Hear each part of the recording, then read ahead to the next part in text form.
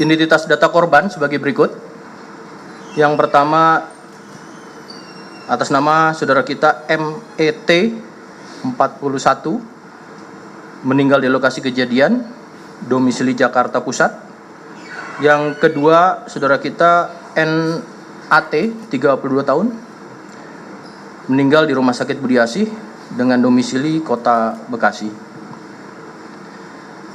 Akibat dari peristiwa tersebut juga perlu kami sampaikan ada peristiwa di mana beberapa fasilitas warga mengalami kerusakan. Berdasarkan pendataan, kerusakan meliputi kendaraan roda 4, ada 4 unit, ya. Taksi B2317 SDX dengan kondisi kaca pecah. Kemudian Toyota Kijang Krista B8339 GF, Toyota Avanza B1196 RZU, dan Suzuki R3 B1714 RZO, serta ada kendaraan roda 2 sebanyak 7 unit, sepeda motor rusak. Kemudian bangunan dan fasilitas warga, 14 lapak pedagang rusak, 2 kios terbakar atau rusak berat, dan 2 rumah warga mengalami kerusakan seperti kaca pecah. Maka peristiwa tersebut sebagai tindak lanjut, Polri melakukan pengamanan di lokasi sekitar TKP untuk memastikan tentunya situasi yang kondusif, di mana keselamatan warga lainnya juga menjadi prioritas, dan mencegah aksi lainnya serta melindungi dampak luasnya terhadap perlindungan fasilitas ataupun harta benda warga. Polri dalam hal ini terus melakukan komunikasi dan koordinasi dengan pemangku kepentingan, diantaranya di luar dari proses penyidikan, yaitu keluarga korban, kemudian pemilik kios dan kendaraan yang rusak, ya, pemilik kendaraan yang rusak, unsur pemerintahan setempat, serta tokoh masyarakat dan unsur keamanan lingkungan setempat.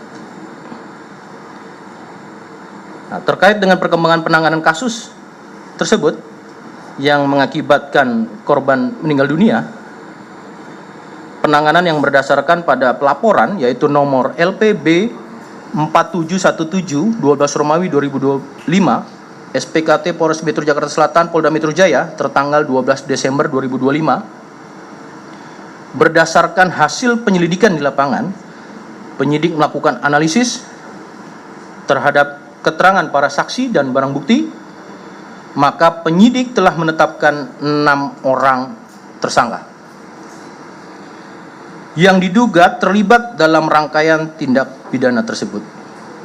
Didapati informasi terkait identitas para tersangka yaitu 1.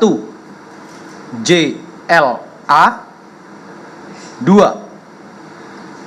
RGW, 3.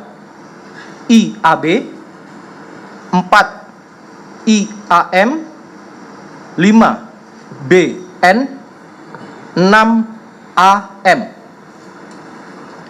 Perlu diketahui rekan-rekan dan kami informasikan, adapun ke-6 tersangka tersebut merupakan anggota dari Satuan Pelayanan Markas di Mabes Polri. Pasal yang dipersangkakan berdasarkan alat bukti permulaan yang telah dikumpulkan oleh penyidik, para tersangka dikenakan pasal 170 ayat 3 KUHP, pengeroyokan yang mengakibatkan korban meninggal dunia. Penerapan pasal-pasal tersebut dilakukan berdasarkan bukti permulaan yang cukup.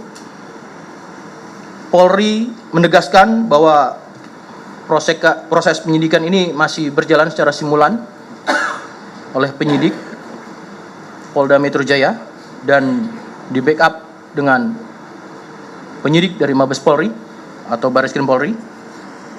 Dalam hal ini tentunya Polri berkomitmen untuk serius mengungkap kasus kriminal kepada siapapun dan tidak pandang bulu.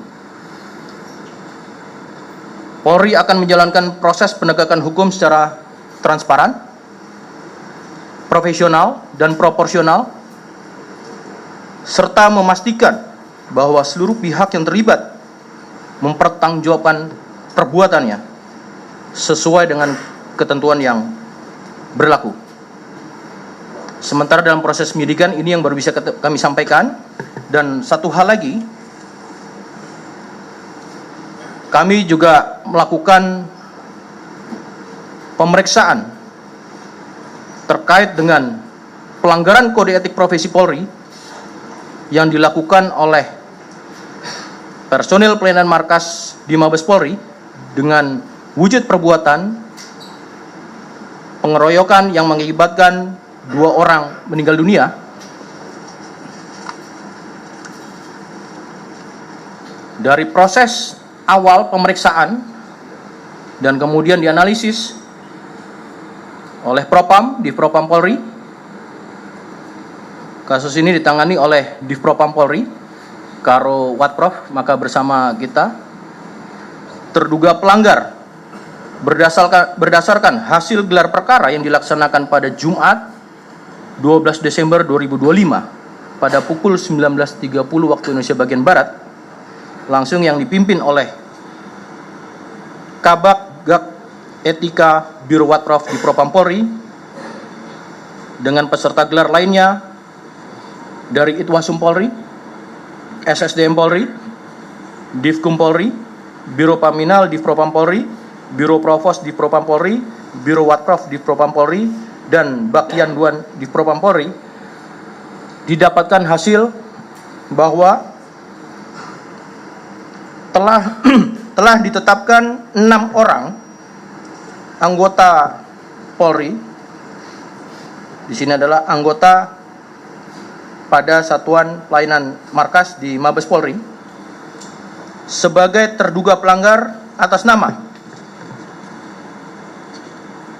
Brigadir IAM,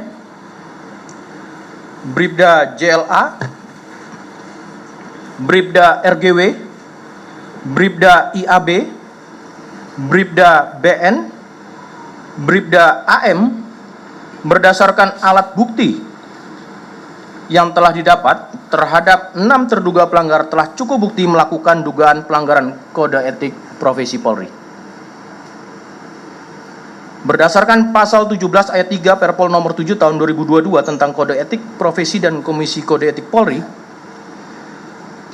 perbuatan yang dilakukan dengan sengaja dan terdapat kepentingan pribadi dan atau pihak lain dan berdampak terhadap masyarakat, institusi dan atau negara yang menimbulkan akibat hukum, maka terhadap perbuatan 6 terduga pelanggar masuk dalam kategori pelanggaran berat.